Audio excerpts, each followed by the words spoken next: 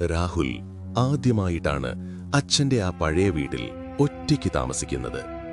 ഗ്രാമത്തിന്റെ അതിരിലുള്ള ആ വീട് വൈകുന്നേരമായാൽ തന്നെ വിചിത്രമായി നിശബ്ദമാകും. ആ രാത്രി കറണ്ട് പോയി. മെഴുകുതിരിയുടെ മങ്ങിയ വെളിച്ചത്തിൽ ചുമരുകളിൽ നിഴലുകൾ നീണ്ടു നീങ്ങി.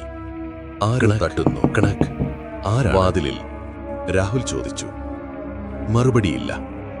അവൻ വാതിൽ തുറന്നില്ല. പക്ഷേ പിന്നിൽ നിന്ന് വളരെ വ്യക്തമായി ഒരാൾ വിളിക്കുന്ന പോലെ, രാഹുൽ. അവൻ ഉറച്ചു. ആ ശബ്ദം അച്ഛന്റെ ശബ്ദം പോലെ തന്നെ.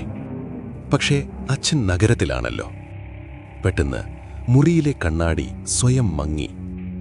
അതിൽ ഒരു വാക്ക് തെളിഞ്ഞു: തിരിഞ്ഞു നോക്കരുത്.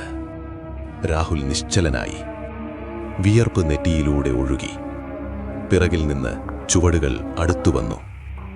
അവൻ ധൈര്യം കൂട്ടി വിളക്ക് തെളിച്ചു. ശബ്ദം, നിഴൽ, എല്ലാം അപ്രത്യക്ഷമായി. പിന്നീട് അവൻ മനസ്സിലാക്കി, ആ വീട് വർഷങ്ങളായി അടച്ചിട്ടിരുന്നതിനാൽ കാറ്റ്, പ്രതിധ്വനി, ഇരുട്ട് എല്ലാം ചേർന്ന് മനസ്സിനെ ചതിച്ചുവെന്ന്. പക്ഷേ എന്നിരുന്നാലും ഒരേയൊരു ചോദ്യം അവന്റെ മനസ്സിൽ ബാക്കി നിന്നു. കണ്ണാടിയിലെ മുന്നറിയിപ്പ്, അതാരാണ് എഴുതിയത്? സന്ദേശം. ചില പേടികൾ നമ്മുടെ മനസ്സിൽ നിന്നാണ് തുടങ്ങുന്നത്. പക്ഷേ എല്ലാ ചോദ്യങ്ങൾക്കും ഉടൻ ഉത്തരമുണ്ടാകണമെന്നില്ല. കഥ ഇഷ്ടമായാൽ ചാനൽ സബ്സ്ക്രൈബ് ചെയ്യാൻ മറക്കല്ലേ കൂട്ടുകാരെ.